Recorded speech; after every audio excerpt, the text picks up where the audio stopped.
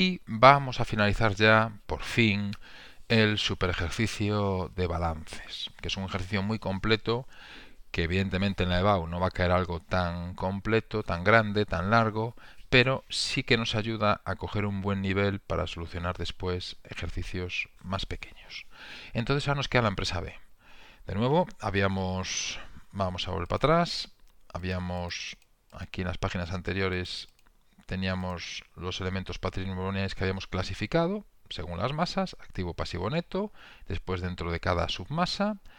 Bien, después construimos el balance de la empresa B, que es la que estamos ahora, calculamos el fondo de maniobra, que nos daba 106 positivo, lo interpretamos, y ahora pasamos a análisis de ratios. Hicimos el de la A y ahora vamos al de la B. Entonces, como antes, hacemos primero aquí un esquema resumen por masas de la cantidad que tenemos en cada apartado. Activo 554, neto y pasivo 554. Aquí un análisis de porcentajes. Cogemos cada una de las masas, 334 respecto a 554, dividimos 60%.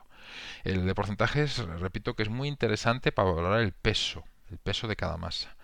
¿Qué peso tiene, por ejemplo, el inmovilizado material en mi estructura de activo, en mi estructura económica? Pues fíjate, tiene un peso del 48%, casi de la mitad. ¿Qué peso tiene la tesorería? 33, el 6%. Entonces nos ayuda a golpe de vista para ver un poco cómo está constituido el balance de la empresa. Bueno, empezamos. Endeudamiento. Ya lo explicamos antes que poníamos la lupa en lo que era la estructura financiera y miramos qué parte es el exigible sobre el total, el 47%. Entonces más o menos la mitad de la estructura financiera se corresponde a exigible con terceros, que es un ratio normal, que suele estar entre el 40 y el 60%. Entonces podemos considerarlo como adecuado en términos generales. Calidad de la deuda. Comentamos en el vídeo anterior que la deuda de más calidad es a largo plazo, porque es mejor tener para pagar una casa 30 años que no 3 meses. Si yo puedo pagar los 100.000 euros de la hipoteca de mi casa en un mes, pues si me interesa y considero que es interesable, cancelo la hipoteca y lo pago.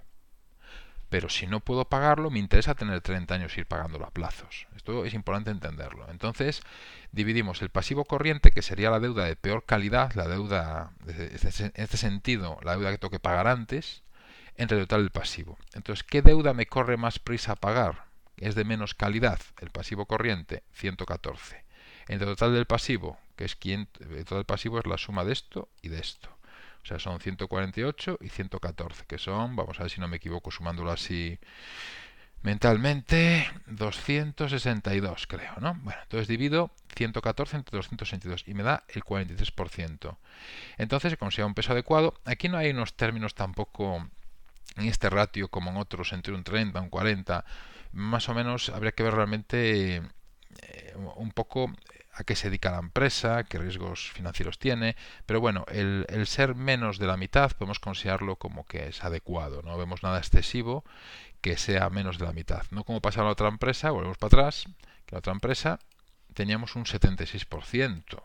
Y claro, esto crea unas tensiones de liquidez para afrontar los pagos que pueden ser terribles, ¿no? Bien. Entonces, seguimos, perdón, me estoy pasando de páginas. Pasamos ahora al ratio de liquidez. Recordamos que liquidez, ACITES y tesorería. Nos centramos la lupa en el activo corriente para compararlo con el pasivo corriente. Lo que hemos hecho con el fondo de maniobra, pero en plan ratio, en plan comparar las masas. Y también recordamos que el nombre de estos ratios difiere mucho de libro en libro, de autor en autor. Unos ACITES le llaman tesorería, otros llaman liquidez inmediata, otros llaman liquidez a este, otros llaman a este. Bueno, los nombres varían bastante.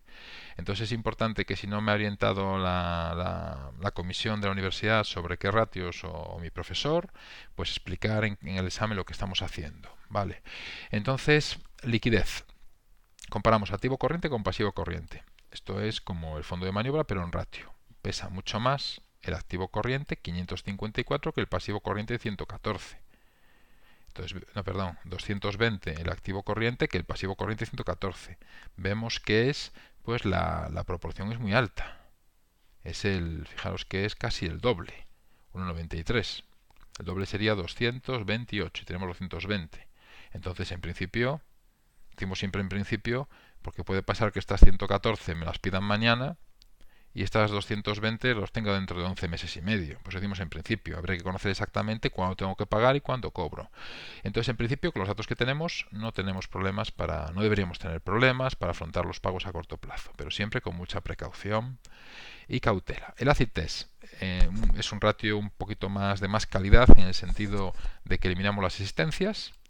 Porque, ¿qué teníamos en existencias? Vuelvo para atrás, que yo no me acuerdo qué teníamos en existencias. Entonces teníamos materias primas. Claro, a mí me viene ahora el proveedor a pedir los 5 euros. Le digo, bueno, es que todavía las materias primas que me has vendido no las he ni transformado. Que tengo aquí 2 productos terminados. Y todavía no los he vendido. Entonces, claro, se considera, es más ajustado para medir la liquidez eliminar las existencias. Y tener en cuenta realizable, a ver cuándo lo cobro, ¿vale? Pero por lo menos ya está realizado. Es decir, ya he fabricado los productos y ya los he vendido. Me falta cobrarlo. Coger solo realizable y tesorería, ¿no? Entonces volvemos aquí. A ver, ¿qué me estoy pasando? Aquí estamos, empresa A, empresa B. Entonces eliminamos, como hicimos en la acid test, de las tres masas, existencia, realizable y tesorería. Aquí arriba mejor, existencia, realizable y tesorería. Eliminamos las existencias y tenemos en cuenta el realizable y la tesorería. Y me da 0,47. Normalmente el valor que se considera recomendado con carácter general es sobre el 100%, que cubra el pasivo corriente. Lo que voy a cobrar, que está ya realizado, clientes, deudores, o si tengo acciones de Santander con idea de venderlas pronto, pues que el valor de eso cubra lo que tengo que afrontar el pasivo corriente, el exigible a corto plazo. Aquí no llega ni a la mitad de lo recomendado, con lo cual peligro, ¿no? Riesgos, tesorería, tensiones financieras en la tesorería.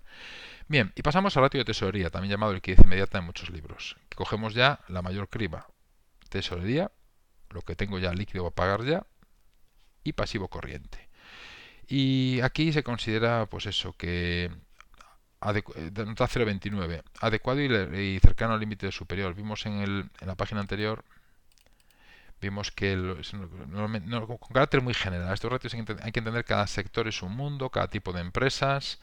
No es lo mismo un banco, por ejemplo, los ratios que tiene que tener aquí, que por ejemplo una empresa que se dedica a las manufacturas, pero teníamos entre el 20 y el 30%, ¿no? como recomendado. Entonces estamos aquí al 29%, ahí cerca del tope máximo, ¿no? Pero bueno, adecuado.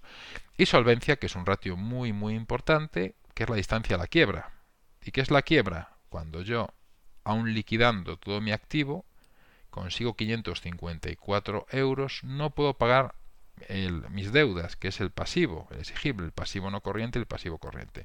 En este caso vemos que el activo suma 554 y que el pasivo suma, pues lo habíamos sumado antes, ya no me acuerdo, 262. Entonces tenemos más del doble de activo para afrontar el pasivo, con lo cual estamos muy alejados de lo que es una situación de quiebra técnica.